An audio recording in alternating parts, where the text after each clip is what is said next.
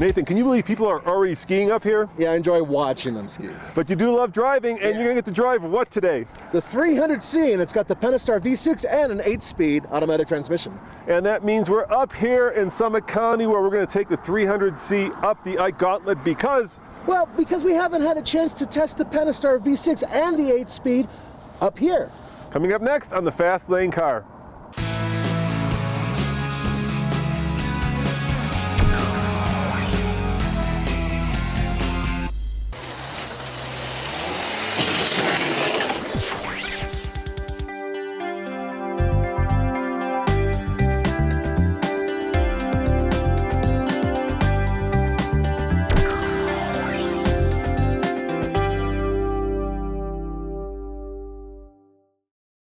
If I were to use one word to describe the style and character of the 300C, it would be bling. I mean, look at all that chrome.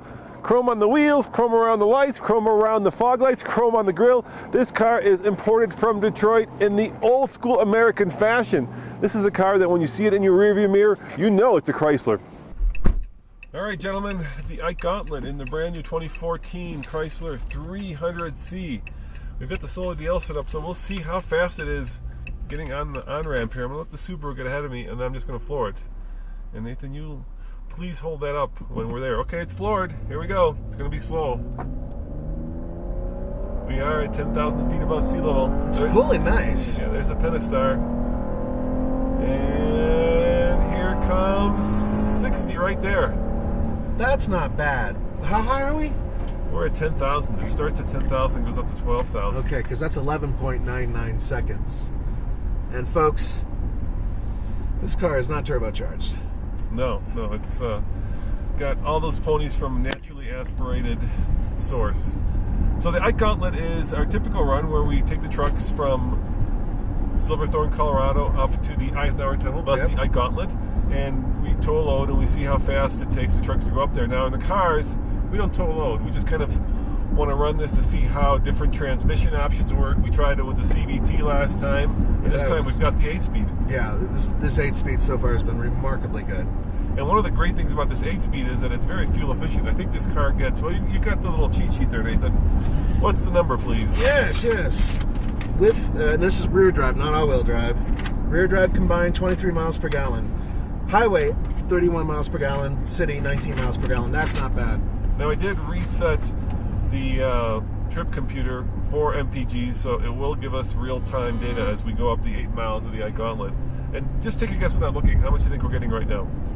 17. No, the truck's got just under 3. We're getting 11.9. With 3 people in the car. With 3 people, okay. The Pentastar V6 has been winning competitions and accolades all over the world. This is the 292 horsepower version of the 3.6-liter V6. And Kyle is going to flaunt the torque right there. How many gears, Nathan? 8. It's an 8-speed automatic transmission. This is an unusual test because, and recently I know that some of you guys wrote in and said, hey, go up to the Grapevine in California. Well, you know what? That's closer to sea level. We are way above sea level, and for every 1,000 feet you go up, you lose about 3% of your horsepower with a naturally or normally aspirated engine. So in this particular case, we're going to go, what, 12,000 feet is our peak? Yep. So progressively, it's going to get harder and harder. We're at one of the steepest grades you can go on. 7%. 7%. The steepest you can allowable on an American highway. And we're doing it, granted, it's pretty cool outside. What is it about? It's 49 degrees outside right now. Yep. So, you know, it's an interesting test that nobody else does. Check it out. I got a Subaru in front of me. Now, this guy should be like... He's a WRX. Look at all the smoke pouring out of it. Yeah, that's not there's not something going on with that. So he's burning a little bit of oil. Yeah, because they don't make those things in diesels, at least not in the U.S. Yeah, wow, you can smell it through the...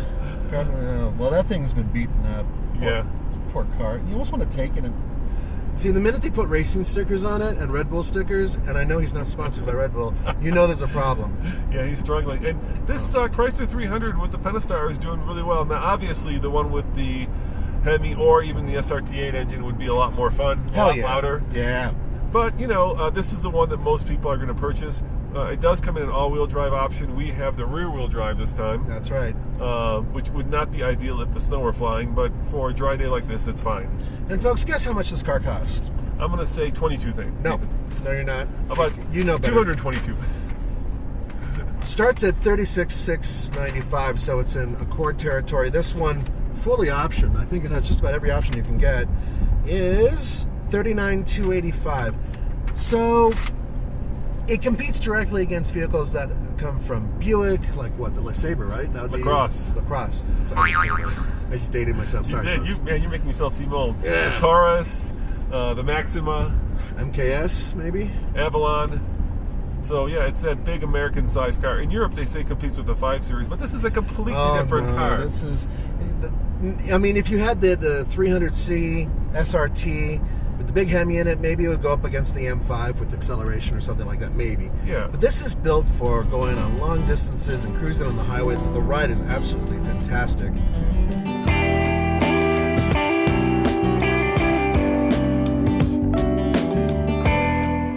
It's funny, Chrysler's owned by Fiat, yet this is a very American interior. In fact, it's probably the most American car I've driven all year. The steering wheel is enormous. I mean, look at that. It's also heated. There are a lot of features. You get a lot of stuff for your money, including heated and cooled seats, and of course, a massive sunroof. Do I like it? Yeah, it's okay. It's a nice place to spend time. It's light, it's airy, it's relatively soft touch. A lot of good things in here. I think Roman's enthusiasm was like lukewarm for this car, especially with the interior. I love the interior. Why? Because even in the back seat, Nathan turns into someone else. I am Pimp Daddy Nathan because I got room and I can have a big cigar and I get the big panoramic sunroof and I've got the little thing that goes up in the back, the shade. For what you get for the money, it's freaking awesome. I can't really think of a car in this class that has rear drive, this type of ride for this type of money. Yeah, no, it definitely is a car in the old school classic American luxury car sense. And, you know, Europeans just don't get American luxury cars, right? Everything they do, they measure up against the yardstick of the Nürburgring. Or the Nürburgring, yeah. Right? It's gotta be, you know, we don't have those kinds of roads here. You can't do this in Europe. You cannot go 1,000 miles straight. And I mean straight. I don't mean without any... You can go straight for 1,000 miles, and that's a whole different experience with nothing, right? Like you're in the Southwest Desert, you're up in the prairies in Wyoming, right? Nebraska even. There's just nothing. Or Kansas. Wow, yeah, the cornfields of Kansas. And this is where you want a car that's like this. It's comfortable. You know, the steering isn't exactly the most communicative, but you know what? It's not too bad. It's not too bad. The ride is supple. It's not Nürburgring razor sharp, but you don't need that. You know what, though? I'm going to disagree a little bit in terms of one thing. I've driven this car on a track with both the big SRT engine and then the regular Hemi. And I thought for a big, heavy car, it handled quite well. And yeah, you're not going to get BMW M3 level performance out of it, but you sure as hell are going to get better performance than you would out of a similarly equipped front drive counterpart. Now, this does have that brand new 8-speed transmission, and Chrysler is actually, in its Jeep guys, right, the first to actually go with the 9-speed in the Jeep, but 8 speeds is still pretty remarkable. It doesn't have paddle shifters. It does have these controls back here. People mistakenly think they're paddle shifters. They're actually radio volume controls. And also information. So I'd love to know what gear we're in, but there's no display. I tried to find it, so I'm just letting the transmission do its own thing. Yeah, and you can't really screw around with the shifter to try to figure it out either. It just kind of does its own thing. Although, you know, you can assume that on a road like this, going up a hill like this, it's not going to be an 8. No. I'm doing, well, the speed limit here is, I think, 65, and I'm doing right about 65. So, you know, I'm keeping it within the flow of traffic, and the car is not struggling whatsoever. It's not hunting for gears. It's kept it at about 3,500 RPM the whole time. So I think the transmission's working flawlessly.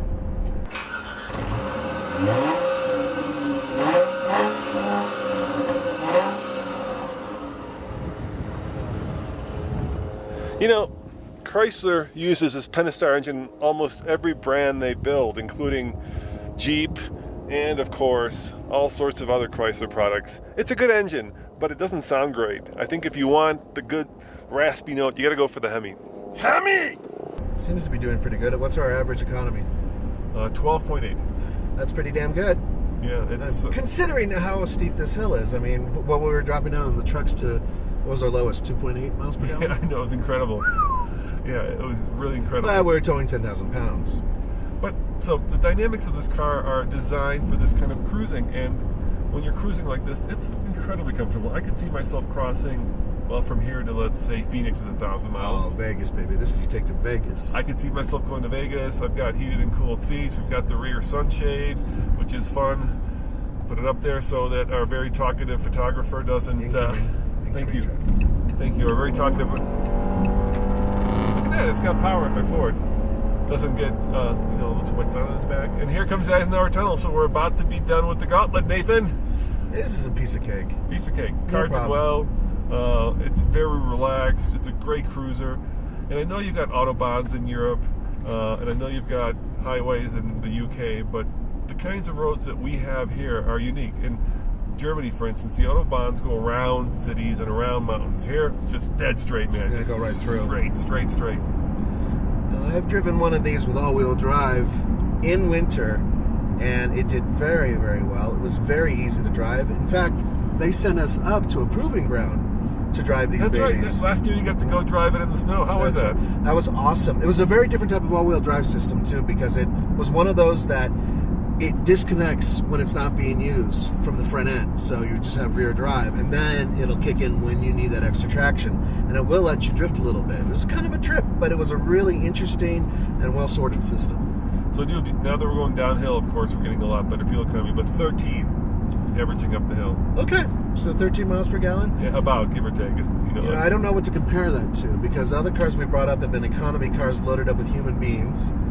But I can tell you this, it was a very relaxed, you weren't white-knuckled at all. No, I was perfectly, the car just loves to cruise. Kyle passed out a few times. You can't tell with those glasses. No, we're good.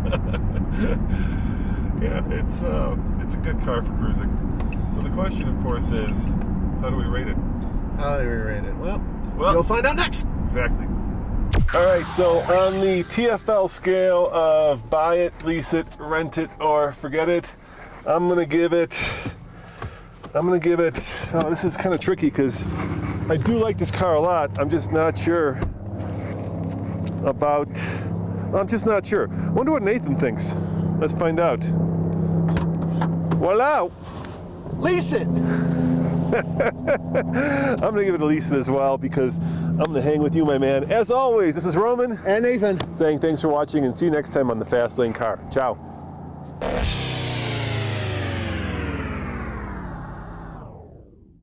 I am Darth Nader, and I bring you Pentastar V6 and lost of plastic. Nathan, stop screwing around with it. Put it back. You're breaking the car. Put it back. Put it back. Put it back. All right. Thank you.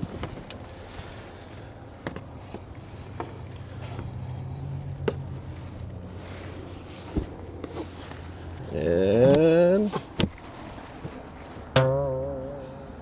Nathan, it's just not fair. I can't believe it. Our trained Russian mechanic stole the tickets to the Formula One race in sunny Austin, and we're up here, at 12,000 feet, running trucks and cars up the Ike Gauntlet. Man, this sucks. yeah, it's freezing up here. I am so pissed off at you. Oh, damn you for taking our tickets. We gotta do something about it, man. This is not cool. This is just, it is cool, but it's not cool, if you know what I mean. Okay. You've already been to Florida, right? Yeah, I got to go to Florida. Yeah, Miami Auto Show is cool. Let's go to LA. LA, Los Angeles, baby. Dude, no fun. I'm okay. We're gonna do it. I love it. LA? So we're gonna go to LA? Yeah. Go to the auto show? Yeah. Check out the new Alfa Romeo? And hot chicks. And the Colorado, right? And the hot pickup? chicks. All right. LA next week. Check it out on the Fast Lane Car, man. Let's go. Let's get out of here. It's cool. It's cold.